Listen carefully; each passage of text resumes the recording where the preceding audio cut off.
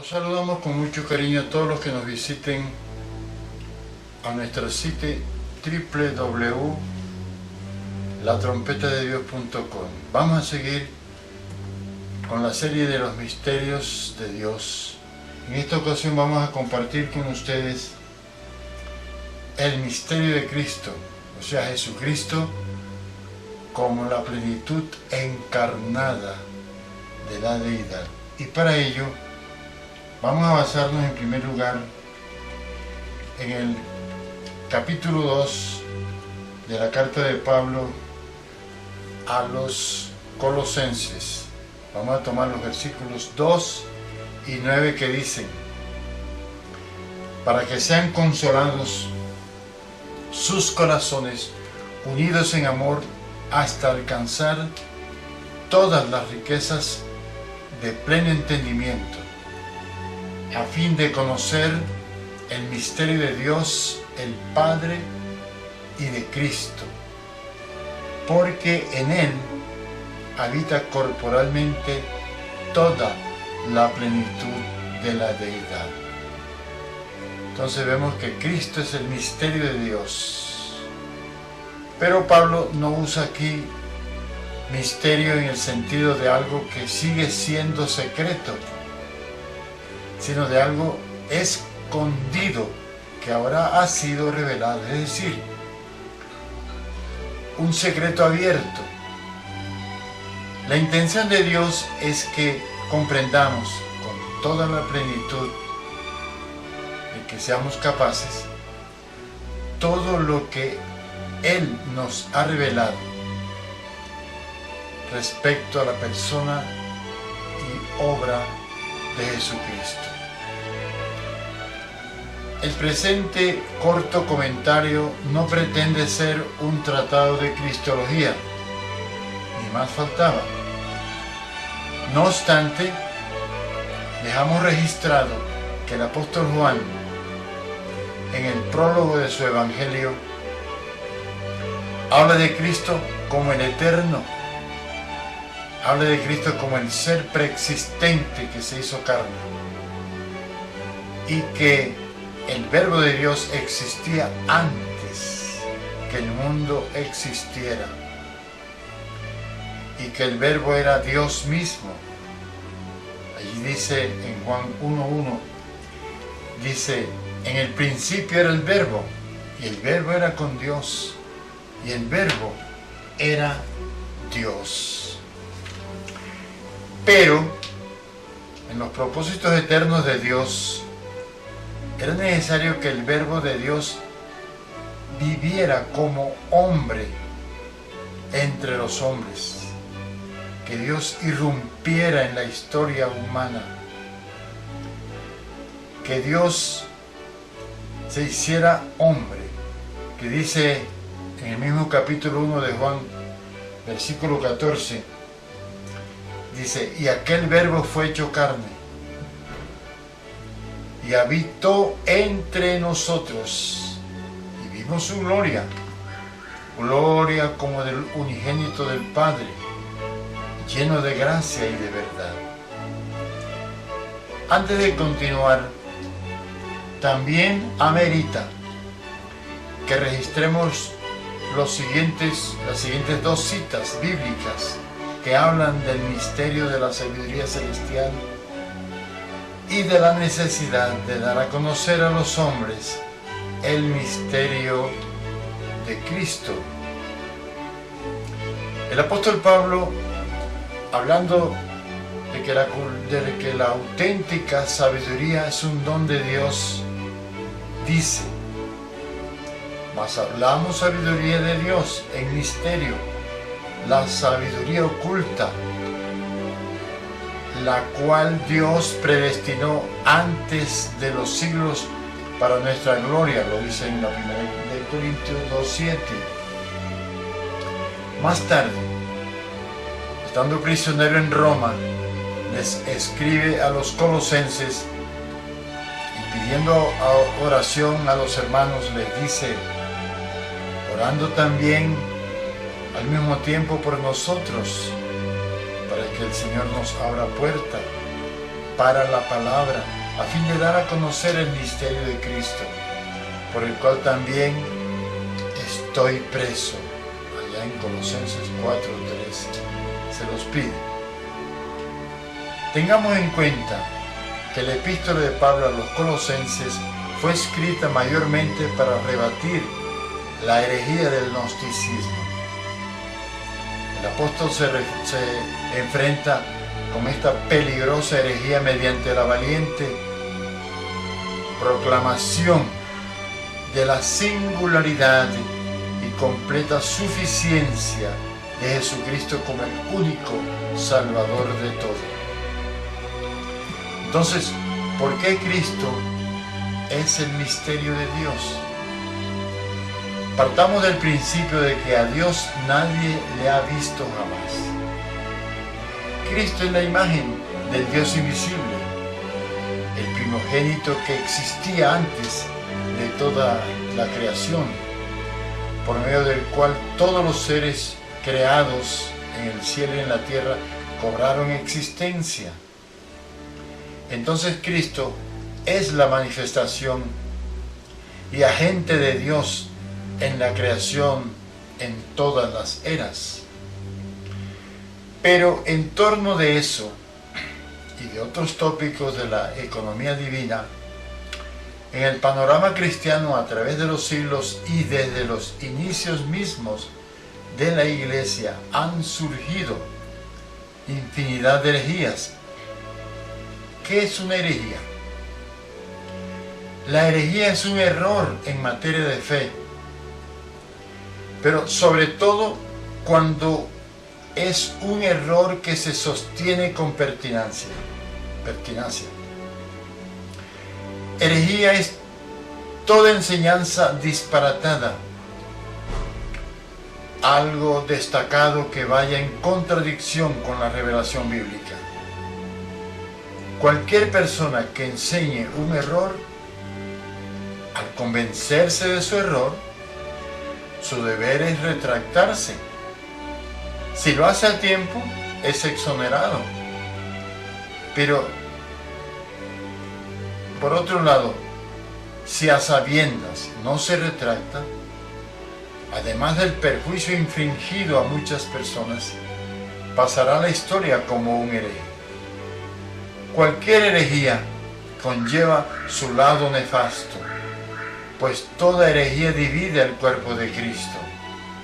Creyentes que sufren porque eso atenta contra la unidad de la Iglesia y arrastra a los creyentes a la tristeza, debido a que produce contiendas entre los hermanos. Esa es una herejía. Las herejías tienen un poder destructor del crecimiento espiritual en los creyentes, porque las herejías atentan contra el auténtico desarrollo del conocimiento de Cristo. Las herejías devastan la lealtad hacia el Señor Jesús, y las contiendas que fomentan entre los hermanos hace que sea afectado el amor entre ellos, pues el amor es el vínculo de la paz, como lo hemos leído muchas veces en Colosenses 3:14. Cuando no hay amor, no hay paz. En Colosas, la Odisea y sus entornos, en ese tiempo, había surgido la herejía del gnosticismo, y como consecuencia, aguardar los creyentes debían ser consolados y animados, aguardar la unidad mediante el pleno conocimiento del misterio de Dios, el Padre y de Cristo. En ese momento ellos tenían sus corazones agitados, y a los gnósticos y maniqueos no se les daba nada, no les importaba esos dolores que fomentaban. ¿Qué enseñaban los gnósticos?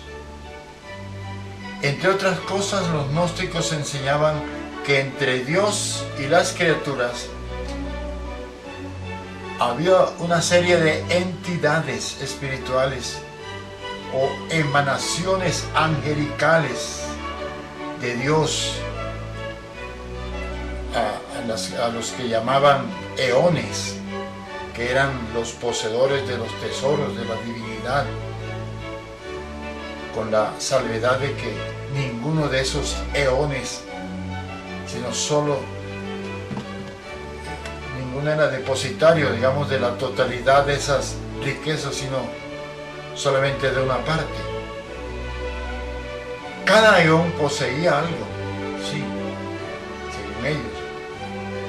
Pero lo más grave es que los gnósticos le atribuían a Cristo una posición inferior a la que realmente tiene, como si se tratase de uno entre muchos de esos eones, aunque su posición fuese ubicada en el eslabón más elevado de esa curiosa serie o cadena. Pero el misterio nos ha sido revelado ahora, y el conocimiento de este misterio nos revela que solamente en Cristo está incorporada toda la intermediación y la revelación de Dios, pues solo Él es la pleroma o plenitud de Dios, lo que incluye la sabiduría y el conocimiento divinos. Hay tres vocablos griegos usados por el apóstol Pablo en esta epístola que ameritan ser explicados, aunque sea someramente. Uno de esos vocablos es epignosis, otro es pleroma y el tercero es katoikeo. La palabra epignosis es una forma intensificada de la simple gnosis. Gnosis es, en este caso, el simple conocimiento, digamos, parcial, conocimiento intelectual y hasta superficial de las cosas espirituales. En cambio, epignosis tiene el rigor de significar el pleno conocimiento, un conocimiento mucho más intenso, más incluyente, un conocimiento más completo, es decir, es un conocimiento ya experimental, recibido por revelación y hasta místico en la vida del creyente. El conocimiento de Dios y sus propósitos requiere un conocimiento más complejo, un conocimiento que ya haga parte de su interioridad. El segundo vocablo de estos tres es pleroma. Pleroma denota plenitud, aquello de lo que algo está lleno. Cristo es el pleroma de Dios. Cristo participa plenamente de la naturaleza divina y de todos los atributos de Dios.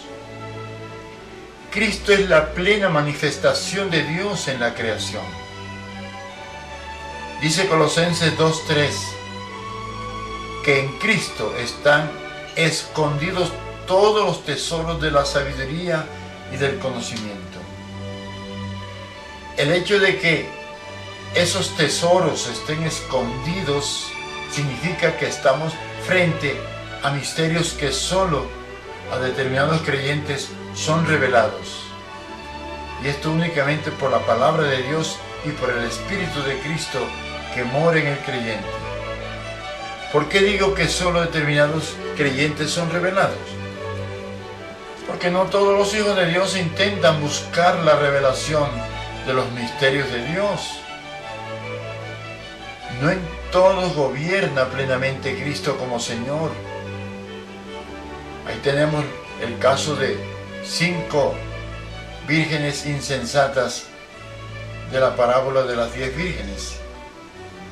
A ellas les faltaba mucho del aceite de la unción y el conocimiento de Cristo escaseaba en sus vidas. Bien, el tercer vocablo griego es koitokeo, que significa habitar en forma permanente y conlleva la idea de sentirse en casa o posesionarse de, que es el caso de Cristo al entrar a morar en nuestro interior. Allí debe habitar en forma permanente en su propia casa. El Padre habita en forma permanente en el Hijo. Y es necesario que el Hijo habite de esa misma manera en nosotros. Entonces, Cristo es el único depositario de los tesoros de Dios, tesoros divinos, únicos, que nos explican las parábolas de la perla de gran precio y del tesoro escondido que aparece en Mateo 13. Valdrá la pena, pues, que vendamos todas nuestras posesiones a fin de adquirir los tesoros de Dios escondidos en Cristo. Hagámonos esa pregunta. Aquí, vender esas posesiones es arrancarlas de nuestro corazón.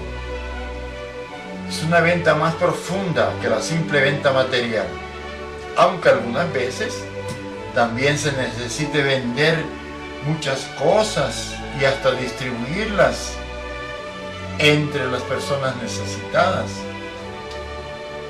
En el reino de los cielos, y la iglesia pertenece al reino de los cielos, son más importantes otras posesiones. Ser poseedores del pleno conocimiento de las realidades espirituales, cuyo fundamento es Cristo, es considerado en las Escrituras como una verdadera riqueza. Y esas riquezas tratan de ser hurtadas por las herejías.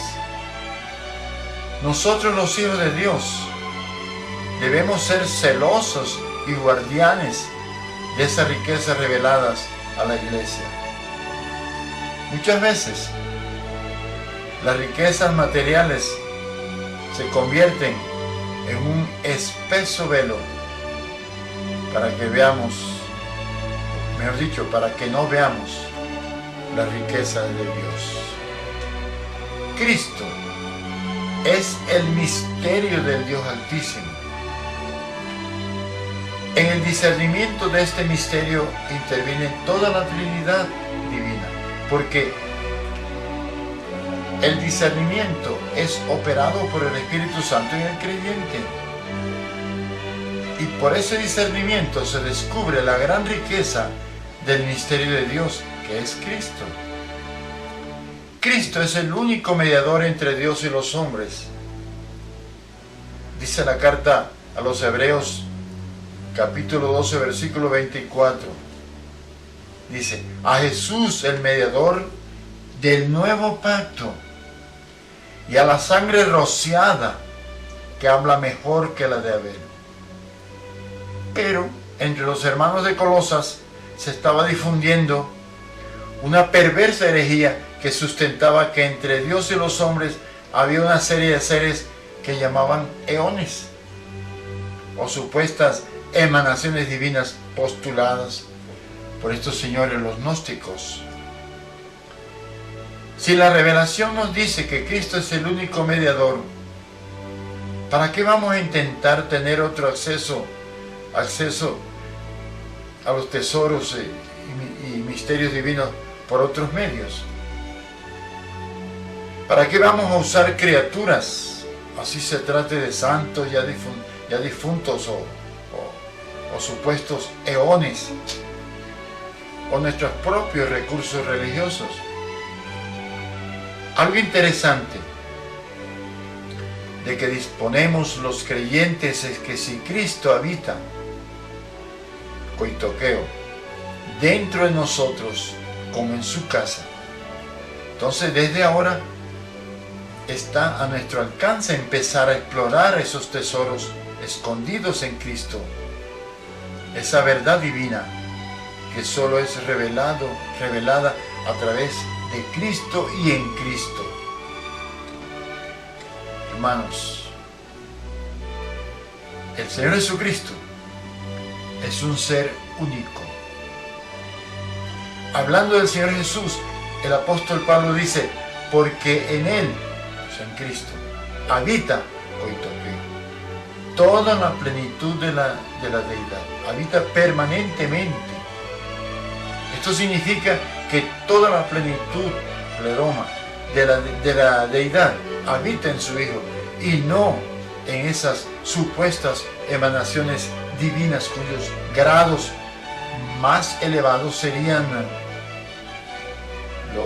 según los gnósticos, pues, las órdenes angelicales más conspicuas y entre las que se encontraría Cristo según estos herejes. Como hemos manifestado, según ellos, en estos seres cada uno participaría de una partícula divina. Pero Cristo es Dios. Entonces el Señor posee la totalidad de la naturaleza divina, pleroma, con todos sus atributos, con todas sus manifestaciones y perfecciones en forma exclusiva. En ese mismo capítulo 2 de Colosenses sigue diciendo en el versículo 10, dice, y vosotros estáis completos en Él. Es una carta muy interesante. En Él, que es la cabeza de todo principado y potestad. Este versículo 10 habla del elevado destino de los hombres que hayan creído, partiendo del principio de que la iglesia, la totalidad de los creyentes, hacemos parte de Cristo como su cuerpo. Y así como el Señor Jesús participa de la naturaleza divina, nosotros también participaremos de lo mismo. De manera pues que estando en Cristo, lo tenemos todo. Hablando de la iglesia, al final del capítulo 1 de la carta de Pablo a los Efesios, dice el apóstol, ahí en el versículo 23 del capítulo 1, dice, la cual es su cuerpo, o sea, la iglesia, la plenitud, pleroma, de aquel que todo lo llena en todo. Como lo declara también en Efesios 3:19, cuando dice, y de conocer el amor de Cristo, que excede a todo conocimiento, para que seáis llenos de toda la plenitud, pleroma, de Dios. Claro que el contexto viene diciendo que para llegar a ser llenos de toda la plenitud de Dios, es necesario que Cristo habite en forma permanente, koitoqueo, en nuestro corazón, que Él rija nuestras vidas, que nos hayamos negado totalmente, que nos hayamos sometido nuestra voluntad a la de Él, y que nosotros nos hayamos negado totalmente a nosotros mismos. Desafortunadamente, en este momento histórico de la Iglesia, solo un pequeño porcentaje de creyentes está dispuesto a abrirle las puertas de su corazón a Cristo. Hermanos, nosotros somos el cuerpo de Cristo, de manera que a la postre el cuerpo del Señor participará de la misma naturaleza de la cabeza, y compartirá el mismo destino que el de la cabeza y participará de la misma posición y de la misma herencia de su cabeza, que es Cristo Jesús. De todo esto se desprende, pues, que el destino y la posición de los hijos de Dios, de todos los redimidos por la sangre del Cordero de Dios, serán más elevados, muchísimos más, que el de los ángeles. Enfatizamos la declaración del versículo 10. Dice: y vosotros estáis completos en Él, que es la cabeza de todo principado y potestad. Esto significa que la realización plena de la vida humana solamente se encuentra en unión y en comunión con Cristo. Cristo es el misterio de Dios. Muchas gracias y que el Señor los bendiga.